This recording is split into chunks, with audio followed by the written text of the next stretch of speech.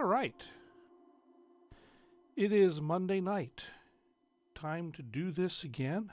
Sorry about missing last week, but it was not going to be a good week for music last week. I hurt my back, and so what we're going to do tonight is a little more physical than usual because I have to reach over. We're going to be working over in this area tonight, mostly, because as I said, we're going to be making some sound designs on the Take 5 and the and on the PolyBrute, but the ergonomics in here are really bad, and so I have to lean over to get into work on the Take 5, and my back wasn't going to play that game last week, so we're going to do it tonight. My back is at least a little bit back together, and so that is the plan for tonight, is to make some noise.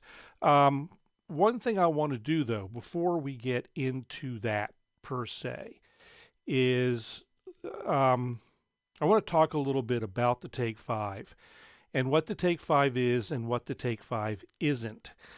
And there's a lot of folks who are going on saying that the Take 5 is the poor man's profit. And to be honest, the Take 5 is not a profit. It's a sequential. It's certainly a sequential synth, but it's not a profit. And so that's kind of a thing. If you're looking for, honestly, if you're looking for a poor man's profit, then what you really want for not a lot more money is the Prophet Rev 2 8 voice. And I mean, we can compare the prices here. I'll pop them up on the screen. So I mean, you've got the Take 5 is $1,500. The Prophet Rev 2 8 voice module is $1,750, and it's just under $2,000 for the full-blown synth, and that's a profit. That's a profit, not the Take 5. And we're going to talk a little bit in a few minutes about what some of the differences are. Hey Jeff, welcome. And so that's just kind of my little beef there about that, is that just what makes them different. And so we can take a look. I've got a couple shots set up. I apologize. I'm going to do some kind of jumping camera moves to get between them. But so what I've got is, we'll back up one sec. My first real synth was a Prophet 600, and so there's the Prophet 600, of course, was in some ways the poor man's Prophet back in the day, but the Prophet 600 actually built on the Prophet 5 with a few things like MIDI and some other stuff that were some other things that were added to the Prophet. Most of the Prophet 5's signature bits, so to speak, remained in the Prophet 600. And so if you want a real poor man's Prophet today, then the answer is the Behringer Pro 800. It sounds like a Prophet 600. Other folks have done comparisons between the two of them. They sound, for all intents and purposes, they sound the same. And the advantage with the Pro 800 is that you've got 8 voices instead of 6 from the 600, and you've got the Gleegly interface or upgrades done. It comes from the factory that way. Great little box, $400. If 8 voices isn't enough, get 2 of them and polychain them, and you got 16 voices. It works really well. So let's talk a little bit about the differences between the two. the heart of the synths is different. I'm going to go ahead and turn their channels on here. One sec. Take 5 Pro 800. Okay. So their hearts are different, and you know, the oscillator itself, the chip that makes up the oscillator is the same. But what Dave Smith did with that chip is what's different. And in a Prophet, you don't get to morph waveforms in the oscillators.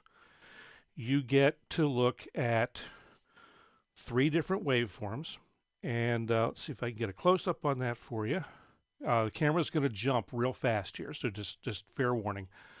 We're going to go down to, are we there? We're not there. Come on, camera, go do your thing. There we go.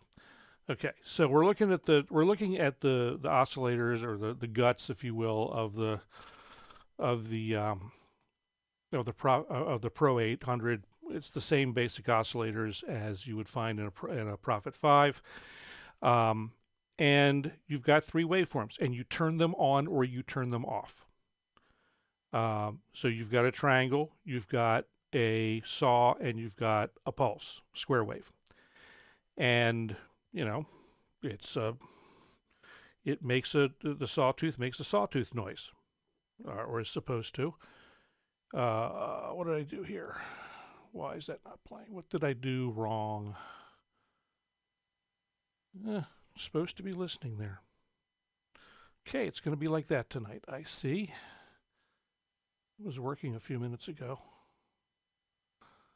Let's see. It should be coming in from there, but it's not. So let's grab it from here. And it's still not making noise. Oh, I know why. I know why. Because I'm dumb.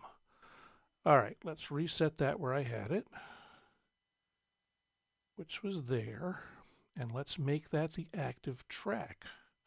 There we go. So it's a saw wave.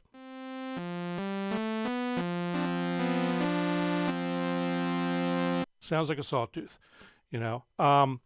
So let's listen to, real quick, the sawtooth from the Take 5. I'll make that the active track here, and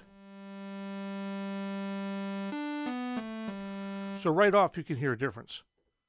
Right off you can hear a difference between those two, and so at the very heart of the matter, we have a different sound. And in the Take 5, we can morph through the waveforms. You know, so we started a sine wave, which we don't have on a Prophet. Go through to saw, over to square, and into the pulse. So I mean, right then and there, we've got something we can't do on a Prophet. On a Prophet, we can play the sawtooth. Now we can mix in a triangle wave.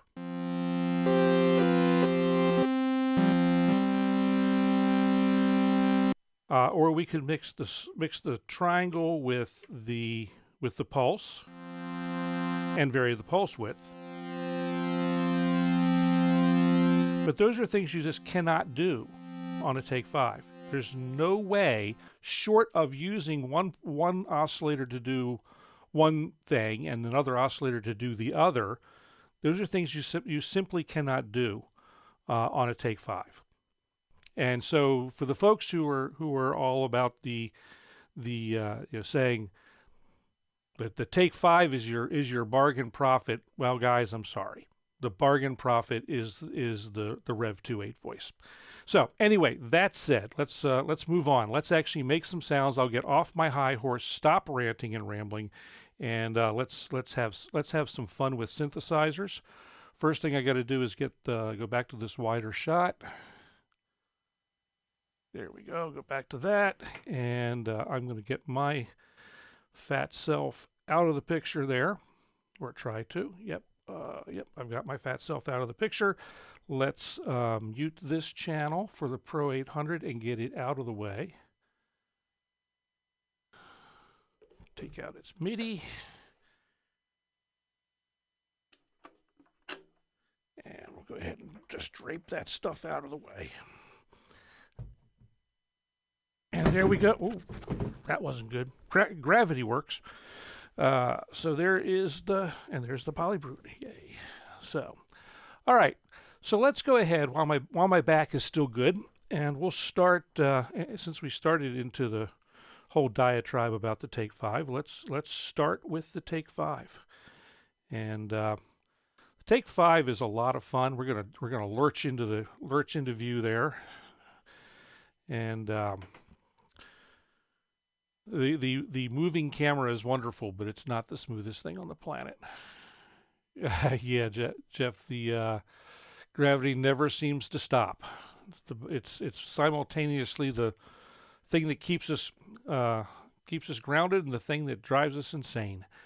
So we'll go ahead and start. Let's. I don't really have a plan for the kind of sound that I want to make with the Take 5 tonight. And make sure that it is turned on and turned up. It is okay. So.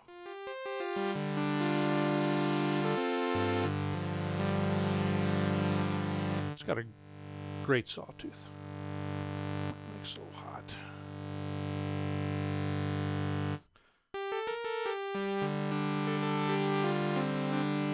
So why don't we make kind of an angry pad to start with? I think that would be fun, and it pushes the envelope a little bit on this. Although this can get really angry if you ask it to. So most good pads, like most good pads, we will start with a sawtoothish thing.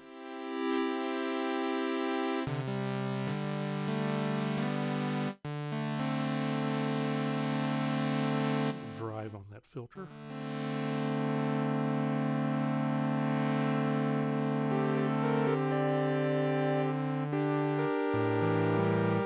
All right.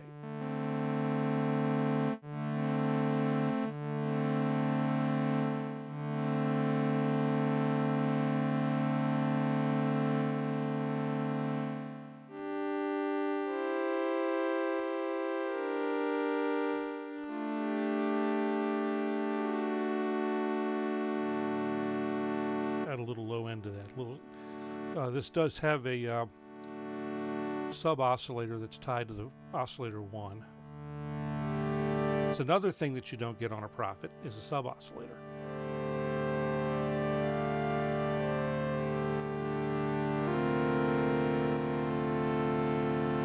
All right, let's add a little motion to that filter.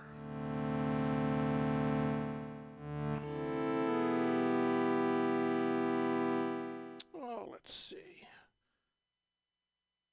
So I'm going to put that set the destination to this to the cutoff.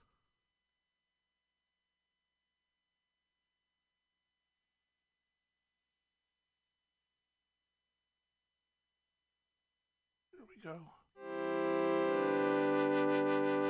Slow it down.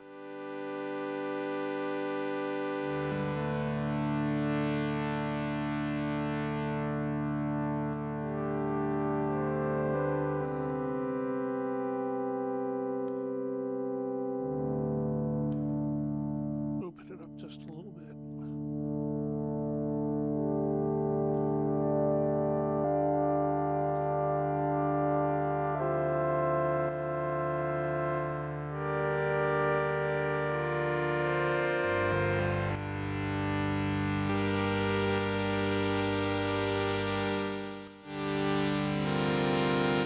That's going a little too far.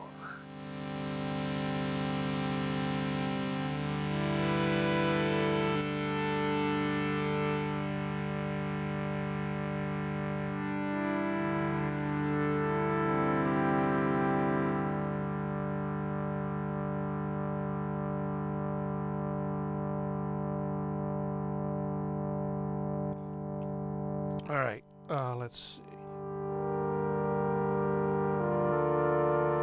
Let's give it a little motion, a little. There's a neat vintage mode on this. There's a little bit of a nice drift.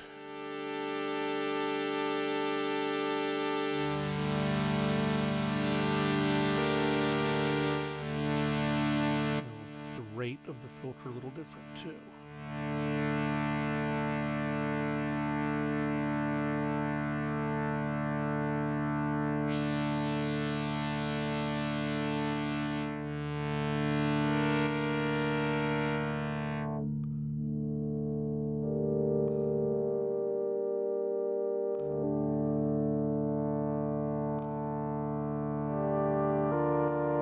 Let's do this. I know. Let's reverse the action of the LFO on the filter and make that go positive.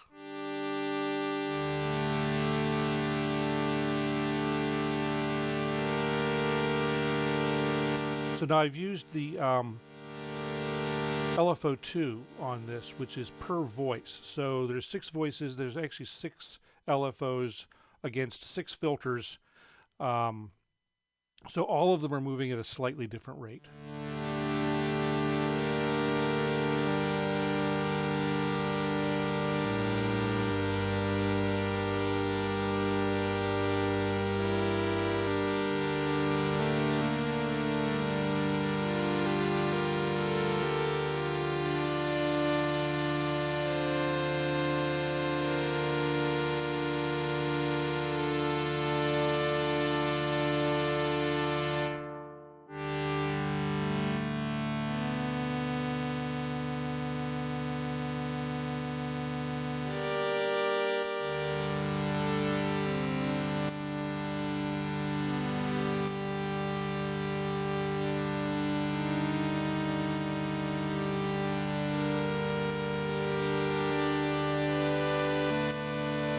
Bit of voice stealing there when I go just a little too far on that, but that's okay. That kind of adds a little bit of interest in what we're going to do. We'll hide that a little bit later.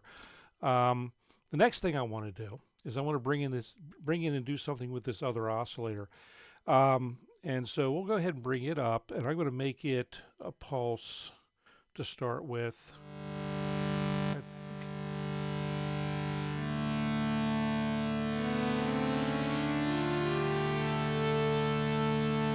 I'm going to take this same LFO and I'm going to, whoops, not that. Where'd I end up? Oh, I'm what am I doing here? Oh, go up here and let's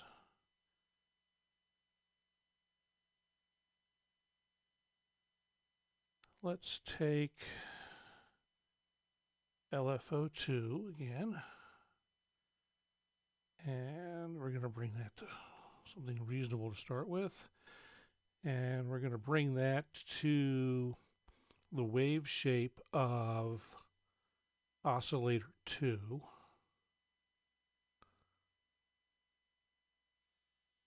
Where is it?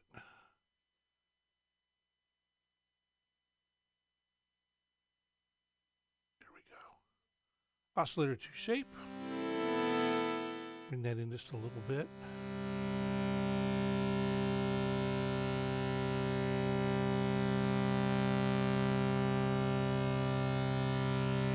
What I wanted to do is slowly vary that pulse width.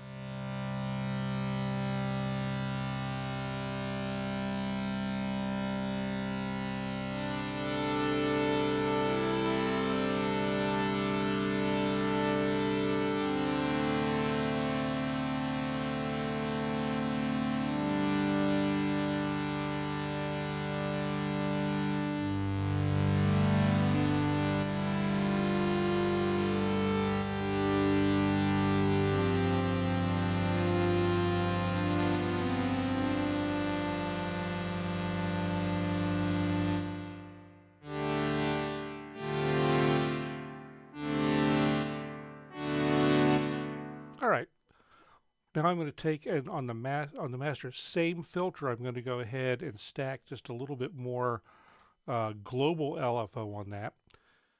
So we'll take LFO 1, and I think this time for this I'm going to do a sample and hold. And let's go to the next slot in the mod matrix. And we're going to say the source is going to be LFO 1. Destination will be filter cutoff again. And kind of sneak that in a little bit.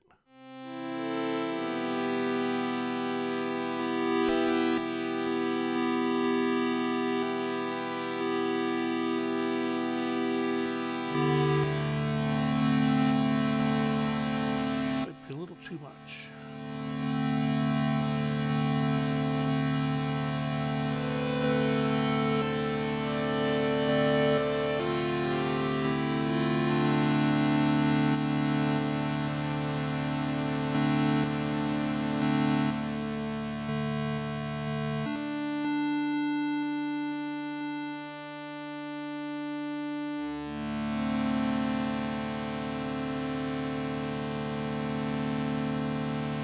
That's an interesting thing.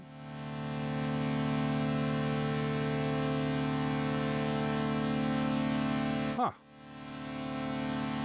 Might have found something that doesn't work the way you expect. You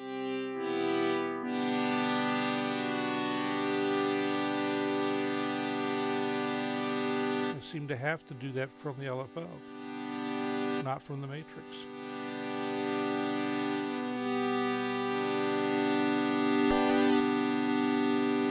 Interesting.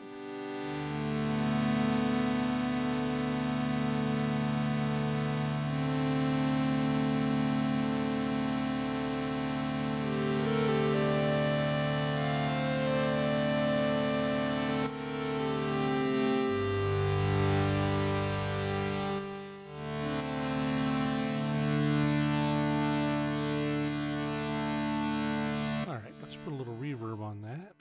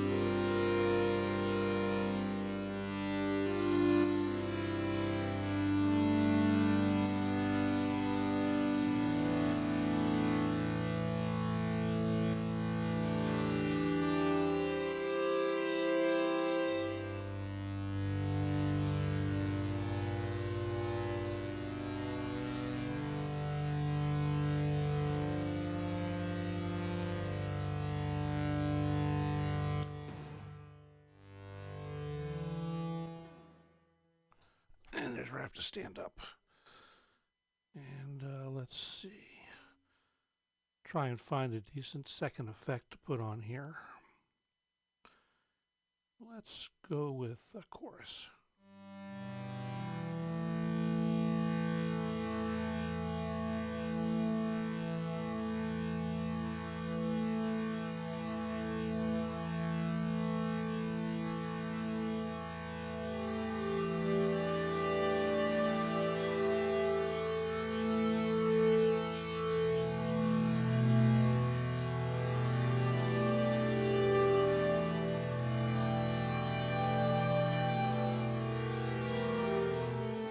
Soften the sound of this up a little bit.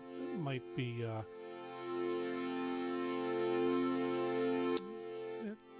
sawtooth and a square may be a little too much. Soften up oscillator 1. Kind of get halfway between the sine wave and the saw.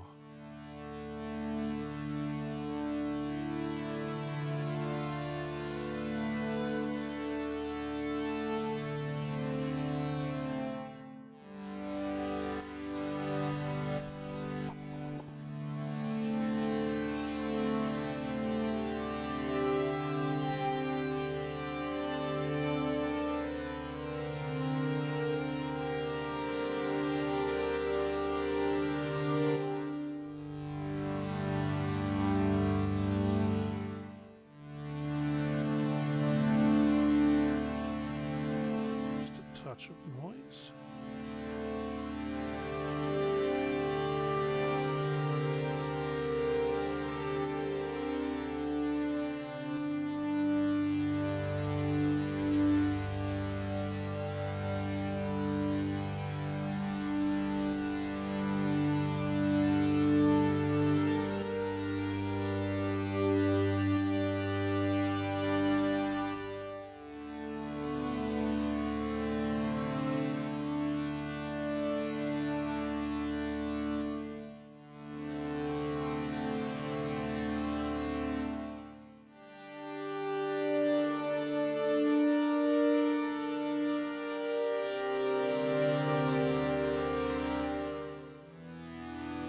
Now, I haven't done anything yet with aftertouch and mod wheel.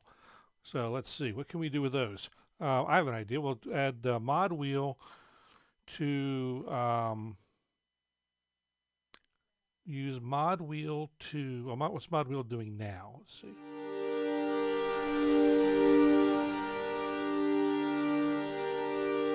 Kind of hard to tell. So mod wheel is getting the low LFO1 frequency. I can show you what I'm looking at here. Sudden camera move coming.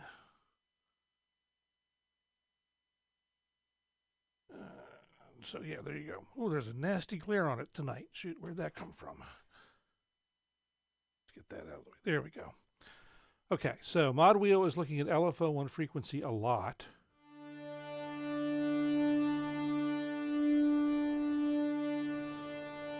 You can kind of hear starting to do a buzzy kind of thing.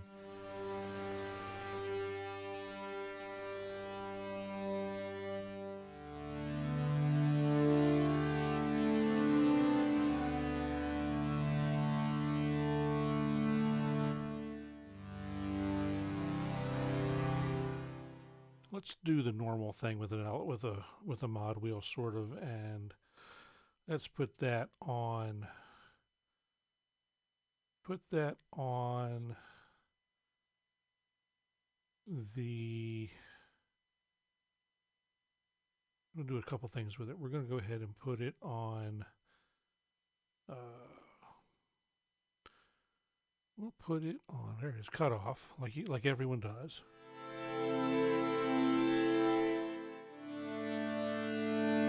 We're going to make it go backwards.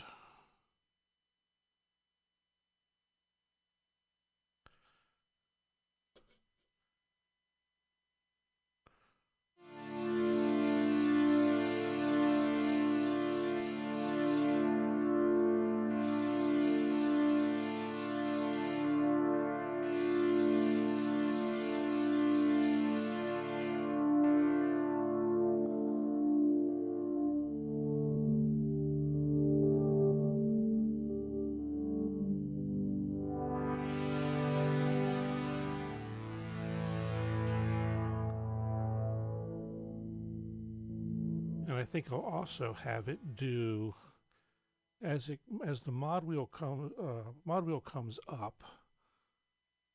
Let's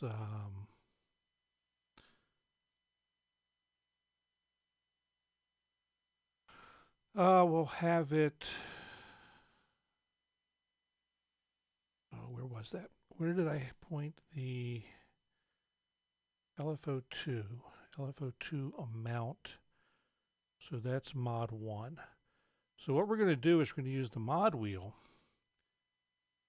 also to modulate the amount of modulation number 1.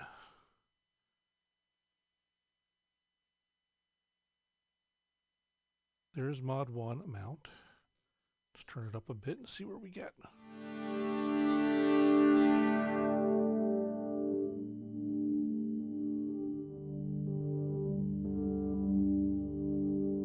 So you hear when we've got the filter closed, it starts to kick that modulation amount around. I think I'm also going to have it make it go a little faster, so it's a little more prominent. So let's go do this. Next source is going to be mod wheel, and the destination on this is going to be LFO1 frequency.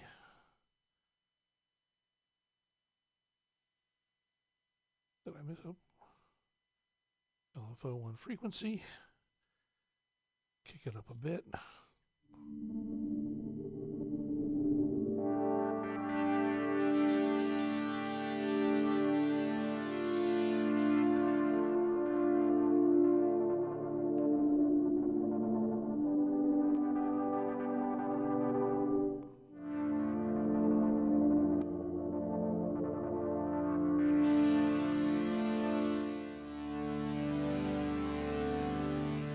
And we're going to take that, we're going to make it swim a little bit.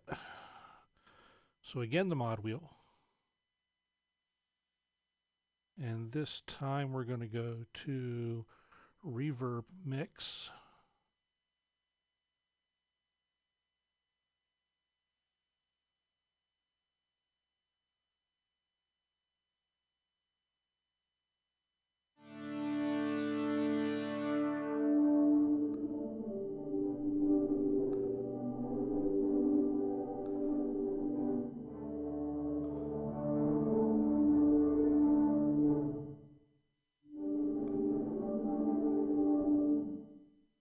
That's an interesting effect.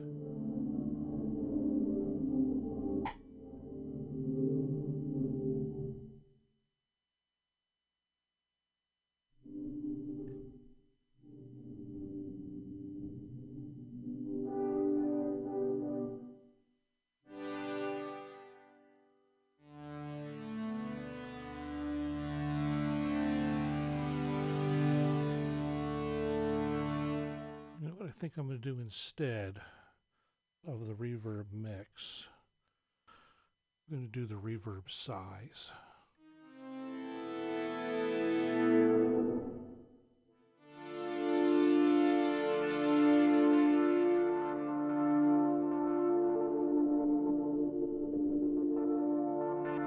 Oh, I know what's going on. Running out of release time. Maybe. That's really strange. Running into a few things that I haven't run into on this, which is some of the effect that adding effect is doing. It seems more like it's taking it away.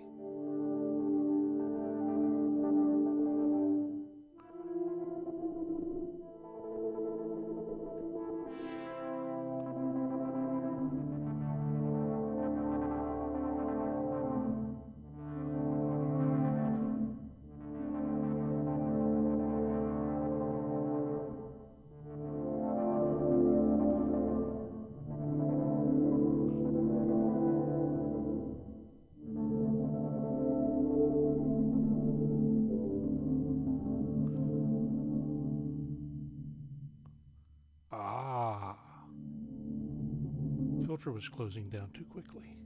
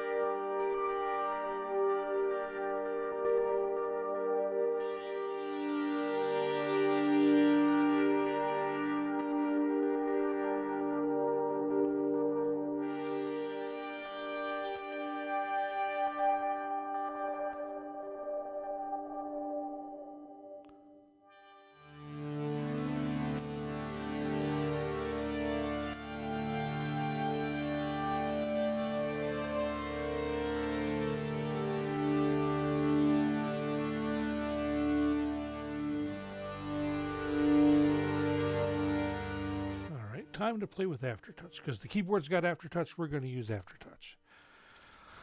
Oh, let's see. What should we do with aftertouch? A bunch of things.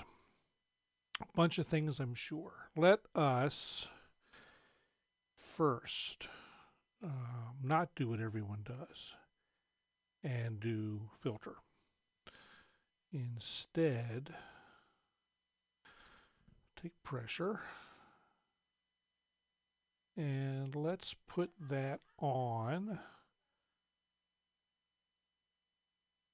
Let's take that the amount of noise, increase the amount of noise.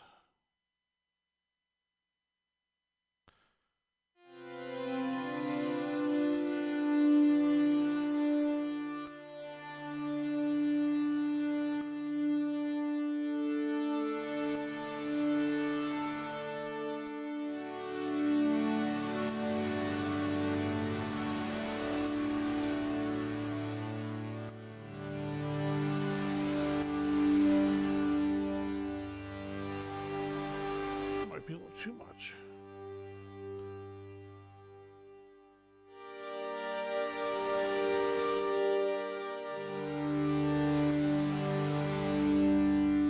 And I wonder what also happens if we use that to bring up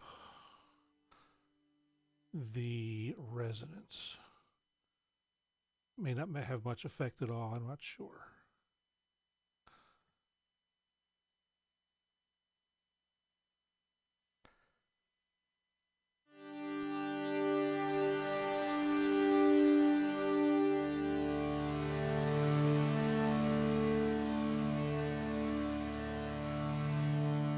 Really much.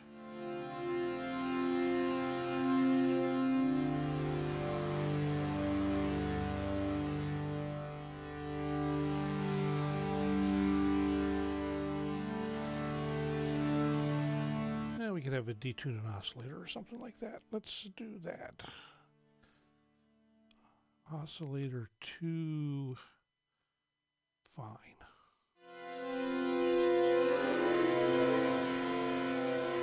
That's too far.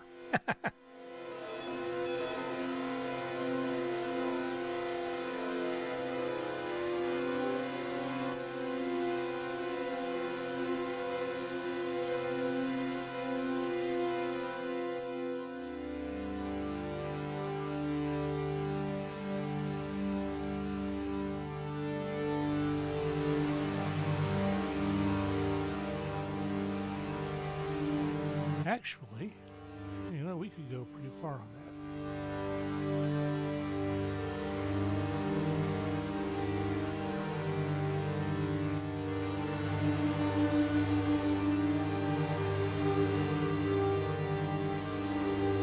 And I wonder, let's see here, back to a wider shot. What am I playing that from elsewhere? I got that on control? Yes, I do. Okay, so I'm going to jump back to a wider shot. Sorry guys, it's going to jump. While it's doing that, I'm going to quick play this from the from the Kontrol S49 keyboard because it's got the poly aftertouch. Or I'm going to try to. Oh, it's still set there. That's why.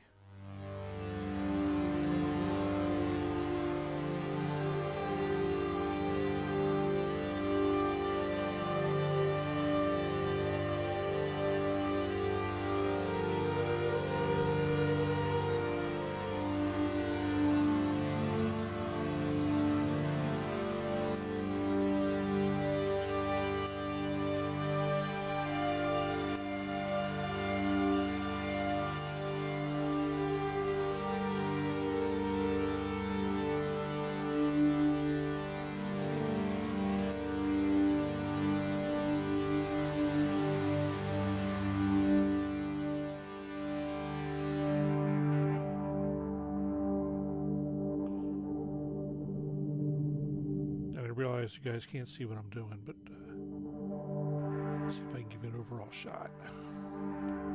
It's going to jump, maybe. There we go.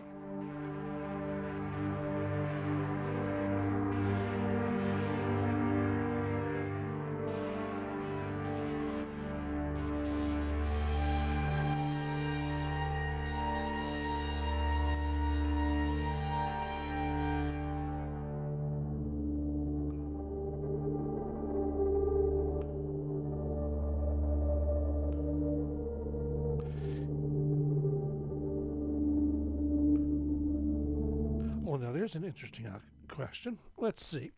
You know, I need a wide shot that covers everything. Unfortunately, I don't have it. Let me jump back over. I'm going to jump back over to the take 5. Sorry. Get to swing through the studio. I am going to take and put pressure on to onto the filter, because with the, if I'm playing it with a if I'm playing it with a keyboard with Poly Aftertouch, I should be able to affect just the note, open the filter up on just the note that I'm playing.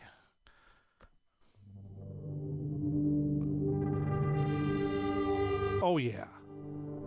Oh, that's cool. So on the take you on another wild ride here. Let me go up here first, and then I'm going to jump down and show you, or try to. Let's see. Is it this shot? I think it's this shot. Yeah. So, so the Kontrol S49 is a has polyphonic aftertouch, and with that I can control something that's controlled on aftertouch on just the note, if the synthesizer supports it, on just the note that I'm playing. So as I get to the bottom, you know, this is playing, and then I push. This is going to push down further. This is going to open up the filter and override that sample and hold thing that's going along.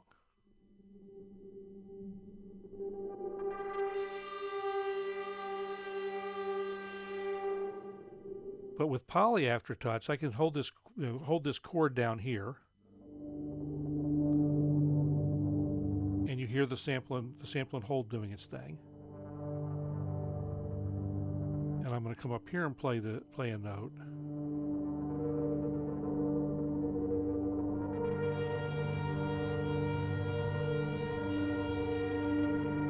But if you listen, you can still hear the sample and hold going on the low notes.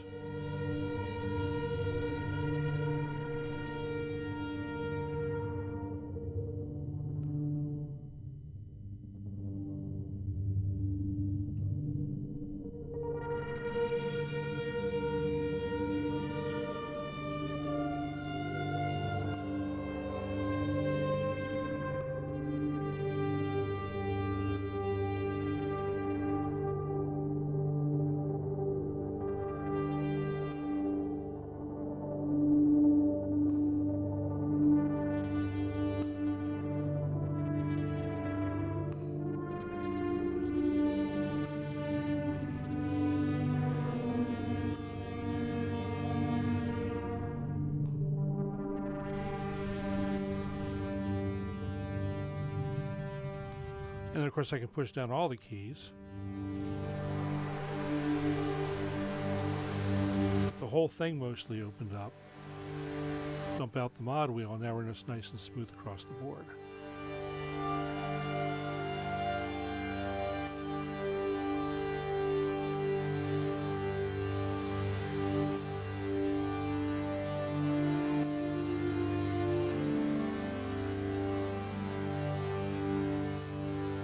I think I want more delay. Yeah, definitely want more delay on this. More and longer.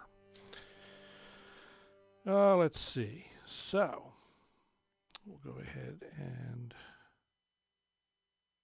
take camera 1. What the heck? So, I don't have delay on this because I've used the I used the chorus instead. All right, well, we'll lose the chorus. Let's see what happens if we lose the chorus. And let's go with a tape delay and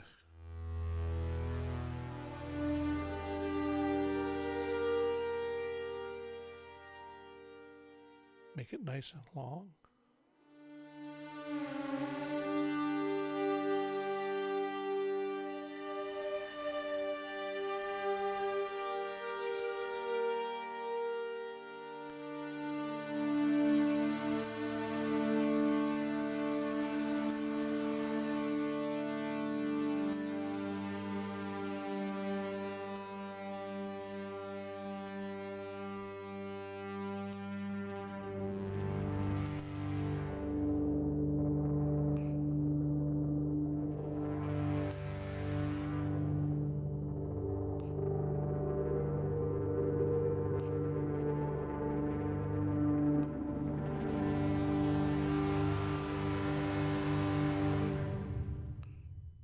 Oh, that was interesting.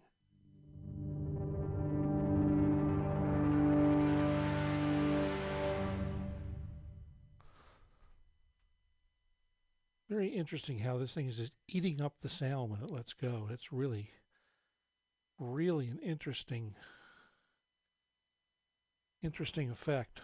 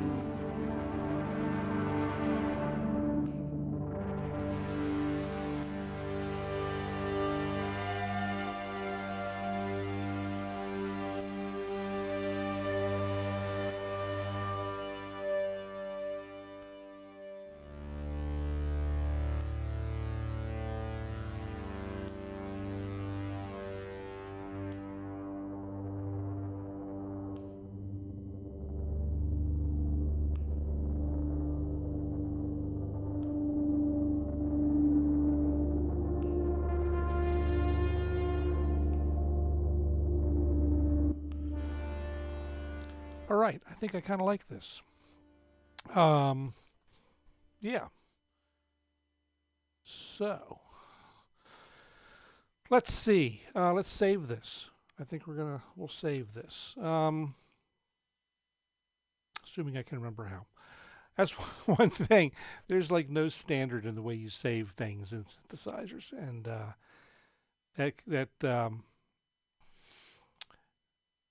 it makes it hard for me with the bear of very little brain to remember all these things. So, okay, let's see. We're going to write program. Let's see. We're going to give this a name. I have to stand up again. And over here, let's see. We're going to call this QRSTU.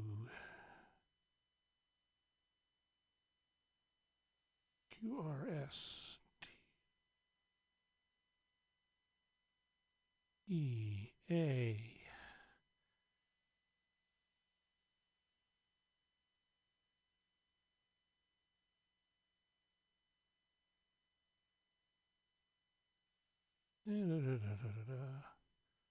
MPA down to A.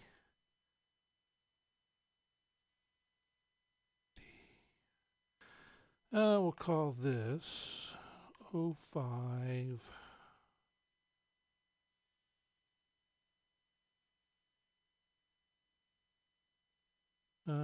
What is this, the 20th? Something like that.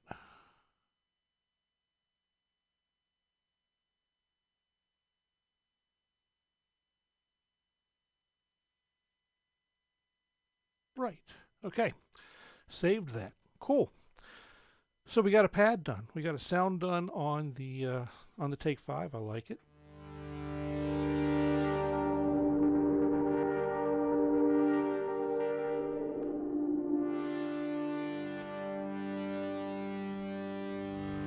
And I might work on it a little bit more between now and the next time you hear it, which will probably be on the drone day. We're going to do another drone day on the 26th. We'll be streaming that here on the 26th. Oh, I'm in there twice. Look at that. So yeah, that's going to be fun. So maybe you'll hear that on this again then.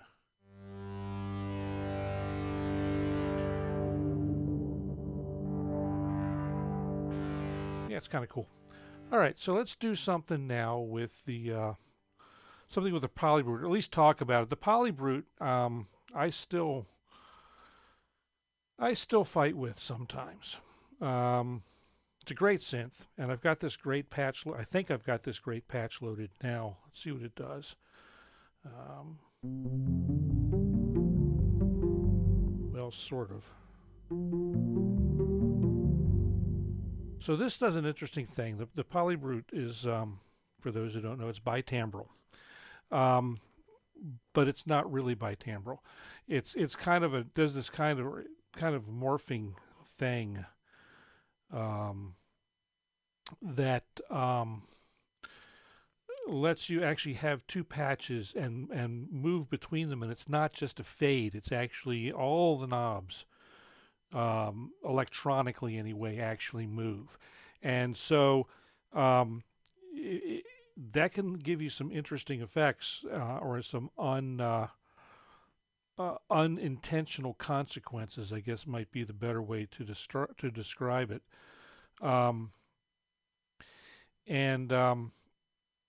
So one of the things that this particular patch I have set up so that in the left hand there's one sound doing this arpeggio, and I have a different sound in the right hand.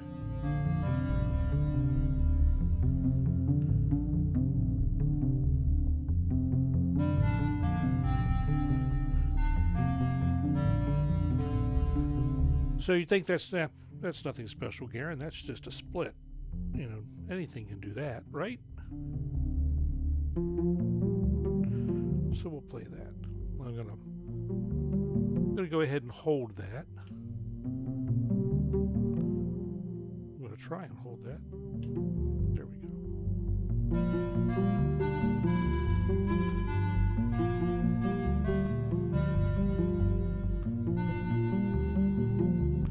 But I'm going to morph over to the other sound.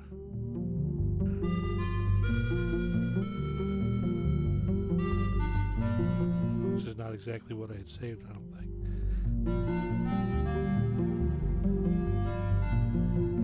Here we go.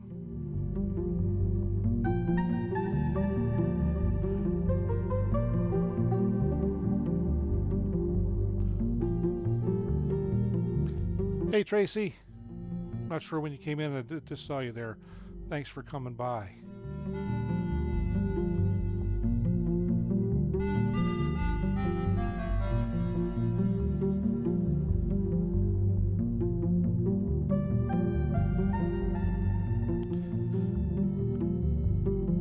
So anyway, that's a fun patch. I thought I might try and do another one of those tonight, but I'm never quite sure how we get there. So I'm going to do something from scratch. We'll start with an init patch.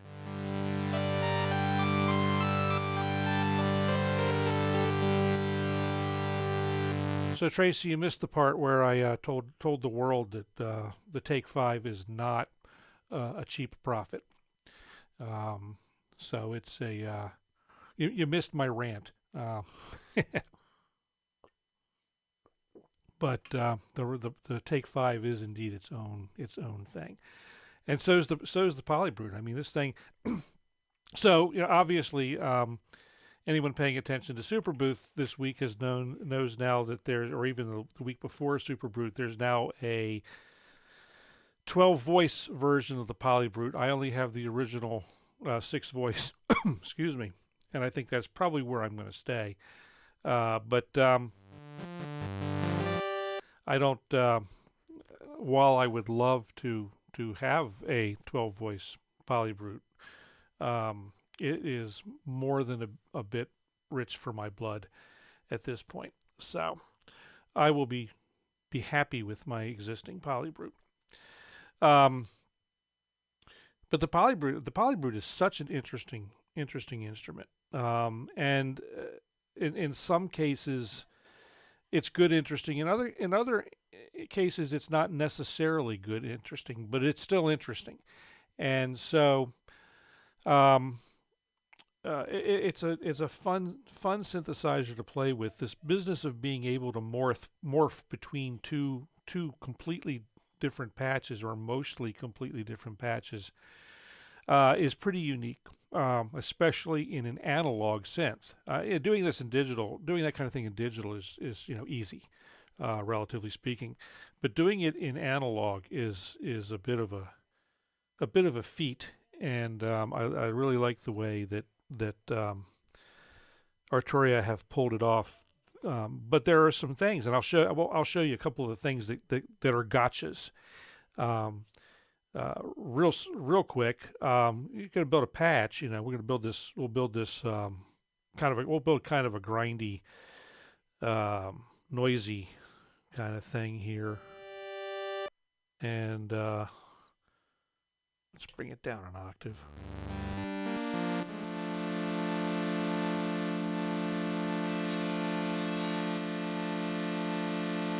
Bring in the sub.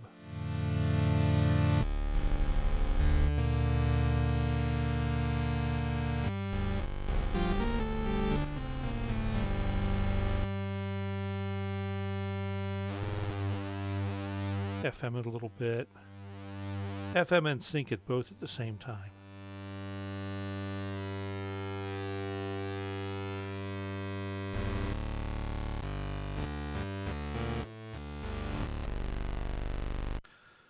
Wow, there's a lot down there, isn't there? Let's turn that down and that down for now. And so we can start doing things like right now I've got both oscillators and the noise. Everything is running through the ladder filter. Let's put oscillator 1 into the Steiner filter, and for the moment I'm going to turn the other VCOs down. So let's shape this sound the way we want it.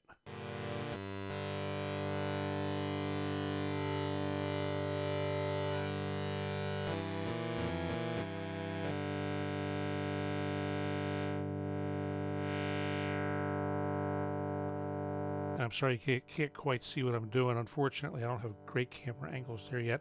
This whole side of the room is going to have to get redone.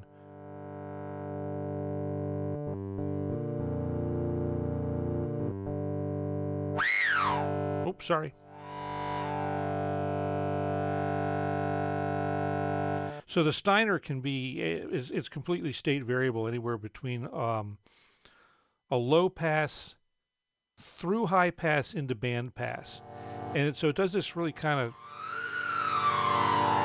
ripping thing. Let me kill the resonance while I do that. So it kind of has two band pass states. One's a very shallow slope, and let me if you hang on for the ride, I'll change the camera. You can see the display a little better, because it does show you on the display what it's doing. If I hit the right button. Come on. There we go. Oops, wrong one.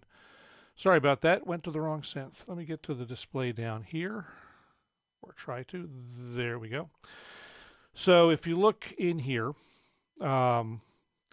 as I change the knob for this is the filter type for the Steiner filter. So we start with a regular low pass, go through this shallow band pass state into high pass, and then we get a sharper band pass. And if you do that with the resonance up,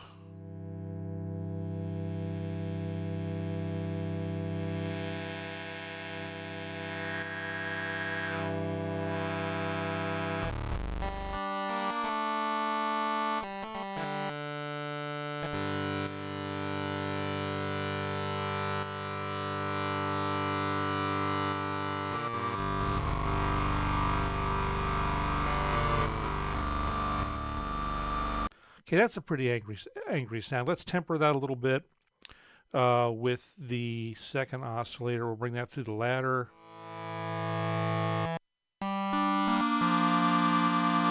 That in the sub.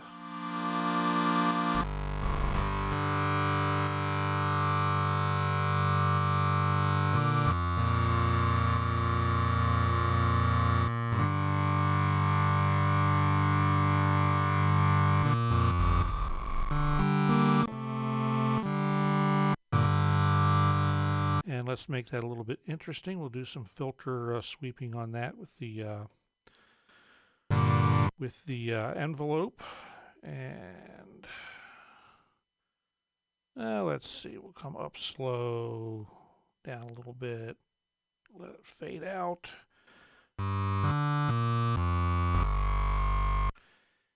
And do the same thing with our VCA or something similar.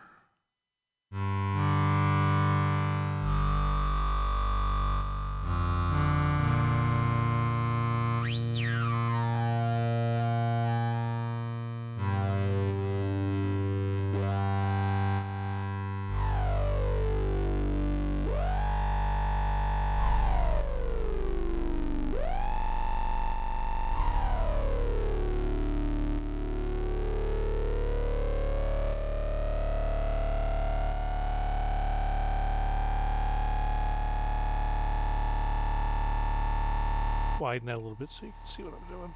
Sorry.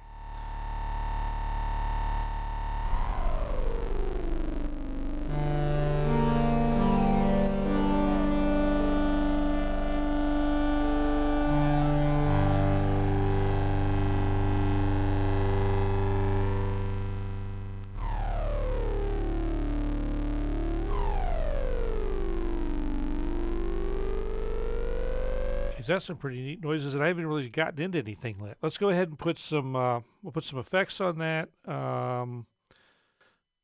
Let's do a phase flanger.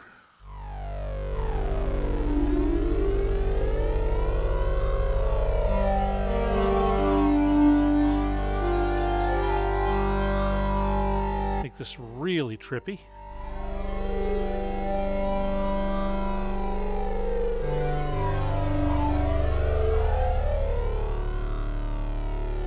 That might be a little bit much.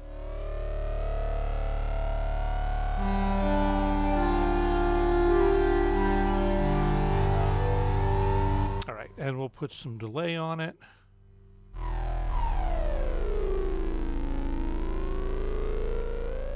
And we'll make this a, make it a ping pong that's there. Give it a bunch of it.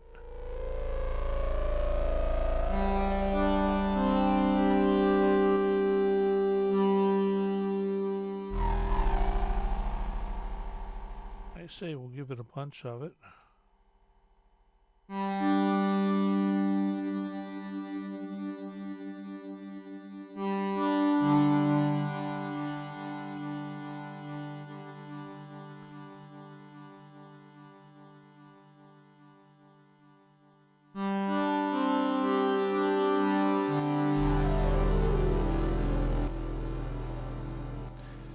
And we'll stick that into a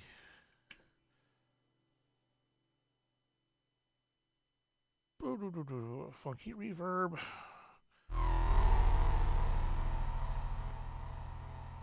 Drown it.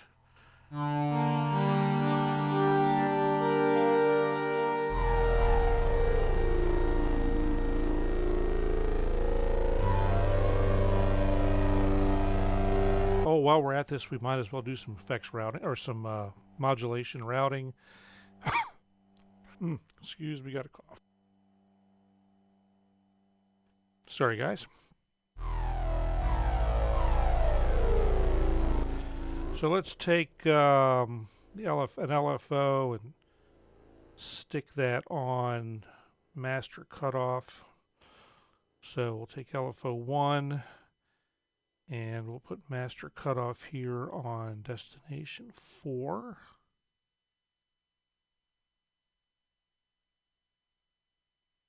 There we go. Put LFO 1 there.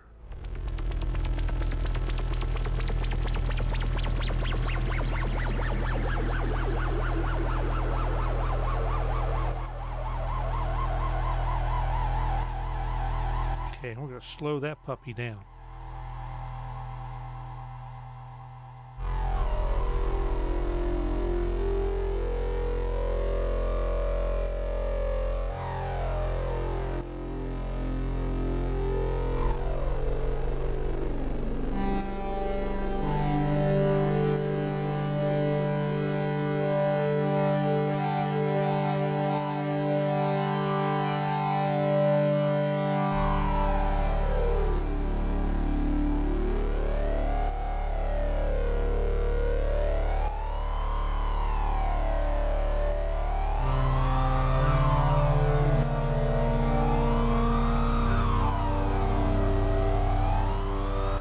Alright, so that's a good trippy sound.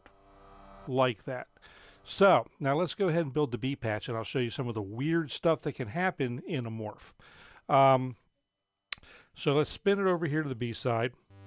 And we're back to our knit patch. But that's still here just by virtue of the fact that I can flip over to the A side. So back to the B side. And so what we're going to do, we're going to make some fairly drastic tuning differences here. Like I'm going to have one of the oscillators tuned up an octave. Or try to.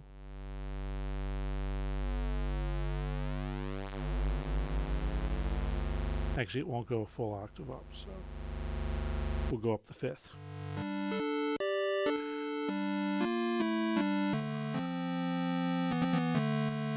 Take out the sub.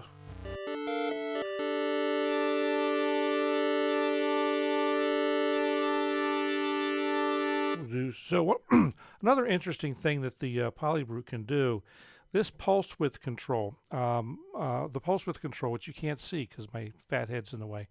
The pulse width control here for oscillator 2, at least, not only affects the square wave, because I think we got the square wave off. Oh, I had the square wave turned up from something else I was doing. Okay.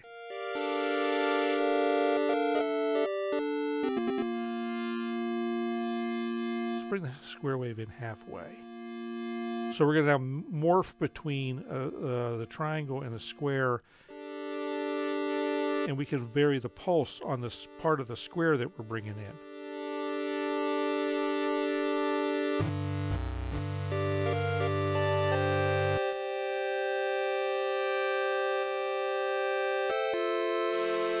Do a little FM on that.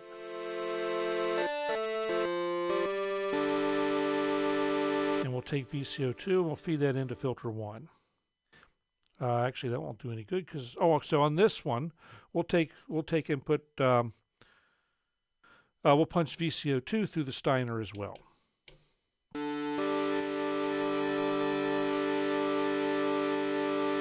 we'll do some stuff there.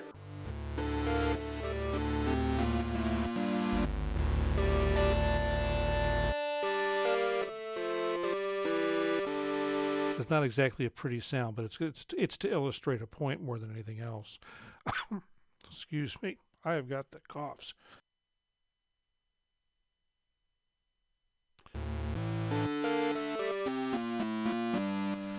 All right, so let's do some other. Let's go ahead and we're going to add some effects to this guy. I'm going to do a delay.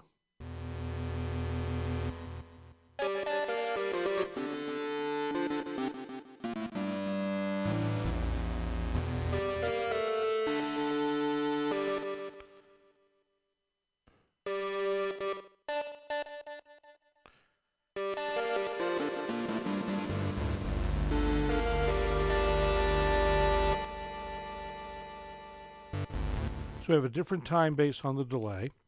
So we got this. I'm going to let it be quiet first. And we've got this. It's very slowly regenerating. And let's see what other kind of crazy thing can we do here that's going to be different. Well, let's change our attack is already different. Let's put LFO1. Let's put LFO2 on something. We'll put LFO2 on voice panning, I think, by some amount.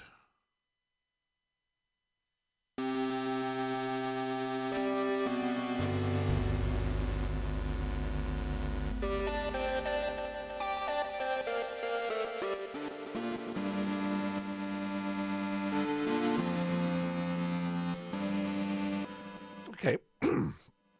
Jeez. Now we'll add some noise to this one too. What the heck? We'll run noise. Oh, man. I am sorry, guys. Noise through the ladder filter. We'll put the we're going to put LFO3 on that into the noise amount, I think. Let's see. So let's give a new destination, number 5 here. noise level, and we'll make LFO3 a single shot, kind of pointy thing with no slew it off to the right. And we'll take here LFO3 to mixer noise level, and we will turn that up.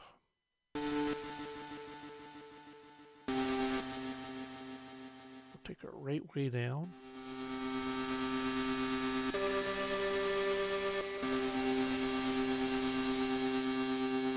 Make it a little more subtle.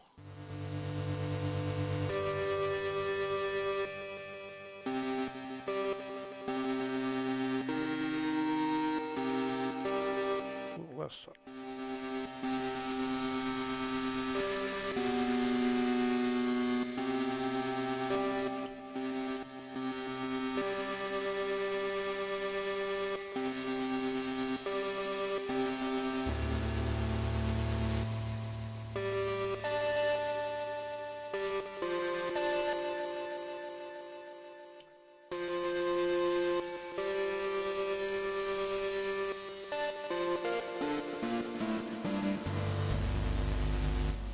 Okay, now, so I'm going to play a chord, and hey Luke, thanks for stopping in. No, not missing it quite. I'm just messing around with synths, making noises, doing. I got to show something now really weird. It happens, or that can happen with the PolyBrute if you're not careful. If I've set this up correctly, so we've got the sound on A.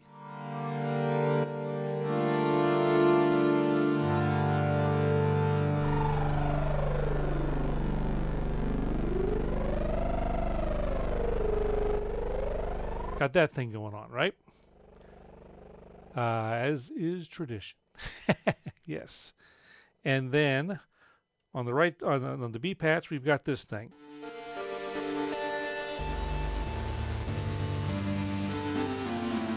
And you know what? I'm going to make this just enough different, even more different.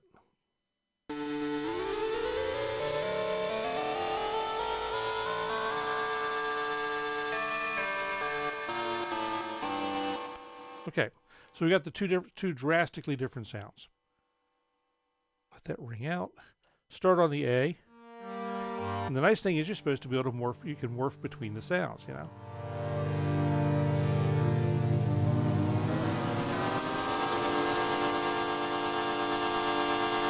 So when you make really drastic changes in the two patches, the spaces in between are very unpredictable.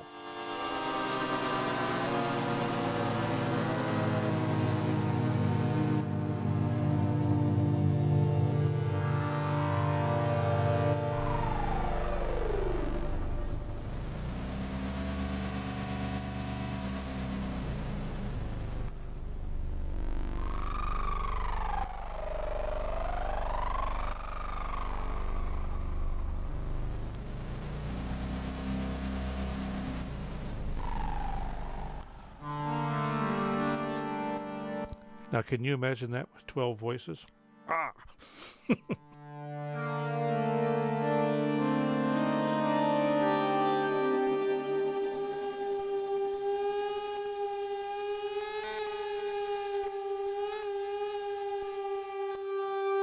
And that, of course, can be played with the morph fade now over here, which is, you know. So with the morph fade is neat because it is one way it does. It's doing morph levels, and the other way it's doing pitches. So this way, up and down, which of course you can't quite see because my fat head's in the way. This way does pitches, and this way does the rest of the stuff. So if I do this,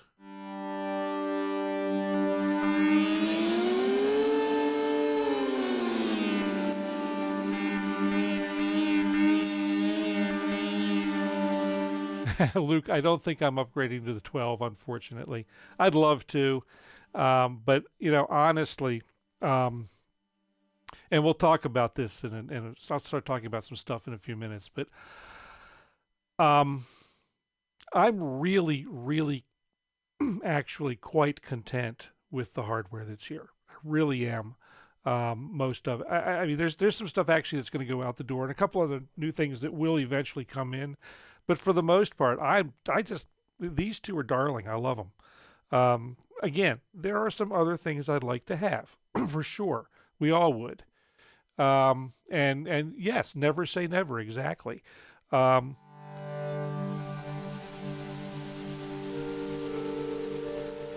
but this thing as it is so much fun.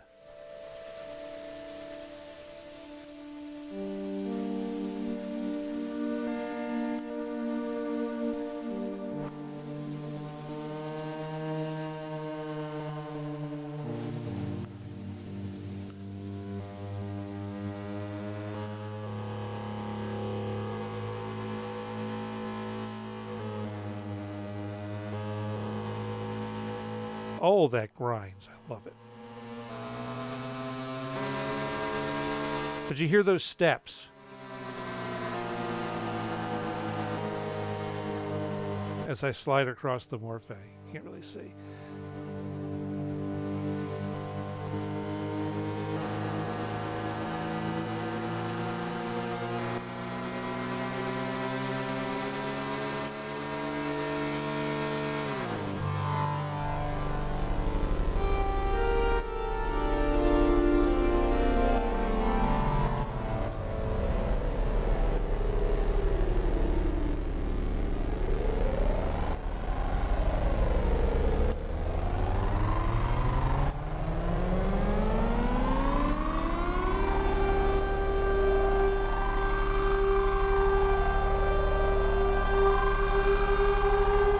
Yeah, THX, you got it.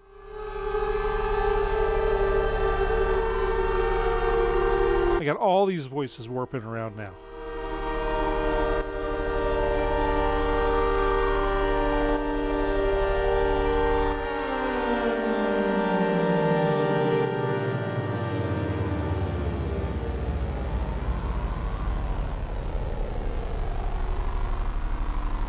You know, that calls for me to run the macro here. Just have to do it now. Yeah, definitely. Gotta run the macro. Okay. So I think this might be another one if I can save it and not lose it like I usually do. Saving patches on the PolyBrute is always a little bit of a mystery to me. But I think I'm gonna try and save this one, and I never remember where there's open patches. That's the problem. Actually, if I go to presets, okay, I can put it there. So I'm going to try and save. That's not what I wanted. I got to hold and press that. Okay, now I have to remember how to name things here, and that is with the buttons, not the knobs. I got to remember that. So we're going to do this as, we're going to call this, go up. It's just weird. It is just weird. I can move that way. This thing is maddening to me. Just maddening. All right, I'm just going to call it that for now. It's got a name that's not in it, and boom. I say, okay. I don't know. Let's see. That is a sound effect, and I'll say, okay. Okay, I saved it. I'll give it a better name later. So that will probably be another one that be another sound that features in on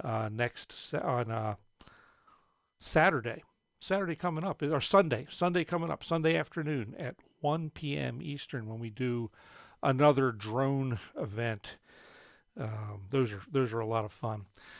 So I alluded to being, you know, pretty much quite happy with gear, and it's mostly the case. And let me push the right button here and spin around here, because we're going to wind down a little bit for the night, I think. that didn't do what I wanted. That put the wrong thing on there. So that's in preview. We're going to take that off, and we're going to press auto. And it's going to do what it wants to do. Okay, fine. Oh, that's why. I know why. Because I did the wrong thing. And now, if I press auto, I will show up here on the screen and I can talk to you. So, as I said, pretty much happy with the hardware. Loving the PolyBrute, loving the Take 5. I'm going to come to grips with the wave state over here. I love the Op6. There's some other stuff here that I like. I'm happy with, although there may be some upgrades to that. I've got the wonderful mostly Kontrol S gizmo here that y'all can see now in the upper right. This thing is great for the things that it does. It is wonderful at absolutely wonderful at controlling Native Instruments stuff. It does a decent job and gives me great visuals on what's going on in the mixer in Ableton Live. And so from that standpoint, it is wonderful. However, and I know that I say this, and I did this, yeah, I say that you should never buy something for what it might be. And I bought this for something that it might be one day. Or there were features that were on the previous versions of Kontrol that have not been completed yet. And there's a bunch of us that are less than enthused about Native Instruments' lack of alacrity in getting this thing finished. And specifically what's missing, and I can't even, because of the way the thing works, I can't even show you right now what's missing, I don't think. If I had a Native Instruments plugin loaded, or the Complete Control plugin loaded with a Native Instruments synth in it or some other synths loaded into that plugin, as you've seen in the past, I can control large portions of that synth from this display. What I can't do, or what we can't do yet, is we can't set this up with generic CCs and generic controls to control other synths. So if it doesn't work in the Native Instruments world, we're kind of screwed at the moment. And even the ancient version 1 that I have sitting over there in the corner, I could go ahead. I could tell the knobs to do whatever I want them to do, and so that's a bit frustrating. Where it really gets frustrating is that only a small subset of stuff from Arturia works well in the Complete Control app or plugin from Native Instruments. And if I load up Analog Lab, this thing does nothing. I can play the notes. I can use the mod wheel. I can use the pitch bend. But what this does well, it does beautifully, and I love playing this keyboard. This is one of the best feeling keyboards I've had in a long time. It's got poly aftertouch, which I love. So I love this thing. I still love this thing. I'm just a little frustrated with it at the moment, especially since a lot of what I'm doing right now is actually done using Arturia synths. So to that end, there's going to be a little bit of rearranging here in ye old disaster room studio. Hopefully I'll have it done in time for Saturday. If not, we'll see. But I ordered a the other thing I've been hedging on this for a while. This has been an internal discussion for a while now as to what to do. And so I finally decided I really want a Keylab with polyphonic aftertouch. And obviously getting information out of Arturia about their future plans is they don't tell you. You find stuff out when they're ready for you to find out. And Luke, that's the thing that doesn't work. Generic controller mode does not work yet. I can't tell this thing how I want the generic controller to work. That's what's got me. That's what's so frustrated. Especially when the old, super stupid simple ones did. And for whatever reason, you can do it with the A series of control keyboards, but not the S series, not the new S series. So anyway, I kind of hung along and waited about as long as I could, and decided I pulled the trigger. Pulled the trigger last night on a Keylab MkII. I just hope that in a month they don't show up with a Keylab MkIII with that great new PolyTouch or whatever they call that thing they've got on the PolyBrute. I hope that doesn't show up in a couple of weeks. I will be really angry. Actually, no. I'll just send. If it shows up in a couple of weeks and it's going to be readily available quickly. Like the others, like some of the other stuff they've put out lately is, I'll upgrade. I'll send it back and upgrade. But we'll see. We'll see what happens. Anyway, Keylab MkII is incoming. It picks up for Ableton control where this leaves off. And also controls, of course, all of the analog lab or all the Arturia synths, and has a great working generic mode and all that stuff. So that's forthcoming. Hopefully, I'll have it in. It's supposed to be here on Wednesday, maybe Thursday. If all goes well, I can have that up and running sometime on Saturday, and be able to have it ready for Sunday. We shall see. We shall see. So anyway. That's about it. Yeah, and Poly Aftertouch is becoming more and more, slowly becoming more prevalent again. It used to be that lots of things had Poly Aftertouch, and for whatever reason, it just kind of fell off until relatively recently, and I'm not sure why. I mean, it's a fun thing. Let's see if it was coming. What was this? I would think it would have been announced at Super Booth, and that's why I kind of sort of said, there's no word of it, of a Mark III at Super Booth, so probably not coming. And so my attitude about the Keylab 2 is that. It's not cheap, but it's not $1,000, and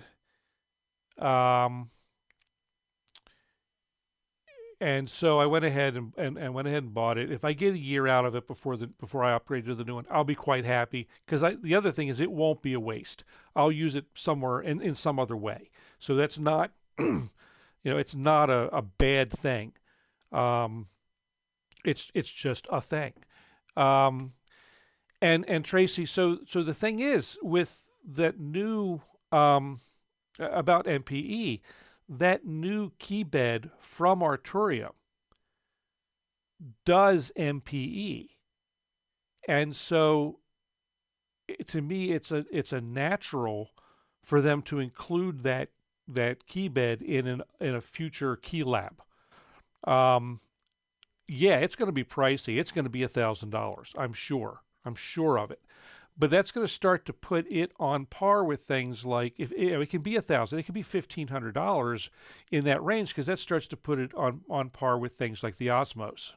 And so it's a different MPE than the Osmos. The MPE, on the Osmos, you can get per key vibrato. The action on from what I've obviously from what we've been told, and I've not touched one yet. Otherwise, you'd see it on the channel. But this business of having pressure information from almost the moment you touch the key, there's going to be a learning curve on that for sure, and that actually shows up in some of the demo videos that were out for it. There's if you watch some of the demo videos, it's like they ham fist the thing and then don't understand why the aftertouch doesn't work the way they expect. So there's it's a different kind of keybed to play, and it's not your standard poly aftertouch. It's not your it's not Seaboard MPE or Osmos MPE or any of the other MPE. It's not like capacitive MPE like you can get out of certain other things, and so it's a different animal. And that's one thing that's really interesting to me. There doesn't seem to be a standard way of implementing MPE. So, yeah, I'm sure it's coming, but it's definitely not fully hatched, so to speak. So anyway, that's my ramble on that. The other thing that I'm seeing with myself is, and I say I'm very happy with most of the synths, the hardware synths that I have, I'm doing more and more in the box. And so, I wasn't expecting that per se. I wasn't expecting to be going to so much in the box, but hey, that's where we are. And I'm enjoying it. I'm liking it. So that is, as they say, is that. And I'm missing something here. Oh, here we go. Okay, put that there. And let's get rid of that. You don't need to see that anymore. So, that's where things sit. Doesn't MIDI II cover MPE-like behavior without needing multiple channels? Well, that's another, and MIDI II is another. It does some of what MPE does, and but the other thing that, at least from my understanding of MIDI II, is it's kind of somewhere between MIDI 1 and MPE, and more what you get with MIDI 2 is two-way communication between devices.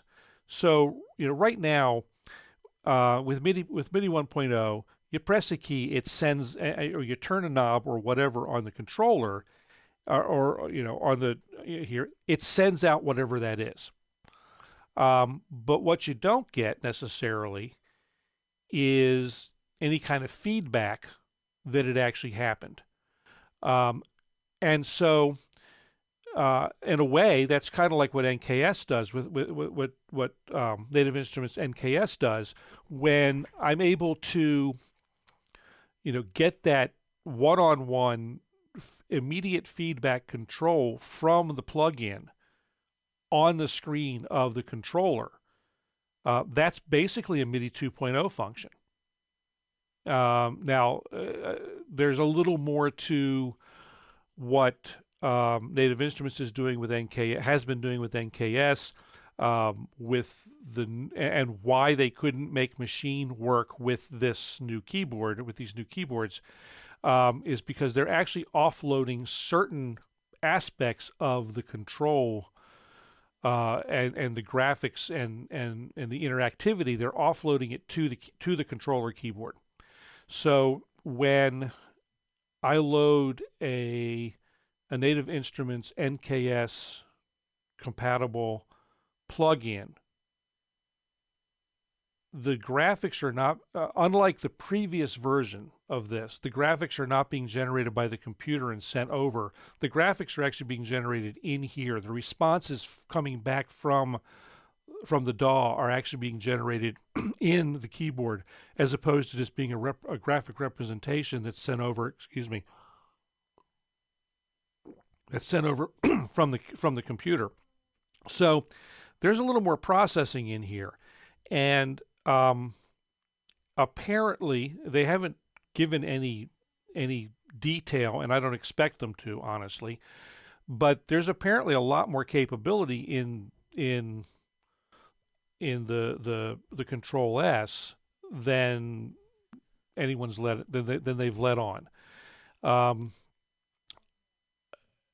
I'd love to see it, but you know, hey, I'm sure there's great things to come. I will say I've been working with Native Instruments stuff over 20 years now, so I'm dropping occasionally. I think something's going on with the mic. It's sounding weird in my ears too. So, and I don't have my other mic. My mic stand broke for the other mic, so I don't have that patched in at the moment. Yeah, fixed it. Yeah, okay. So there's something. This cable's getting wonky, or the mic element's getting wonky. Thanks.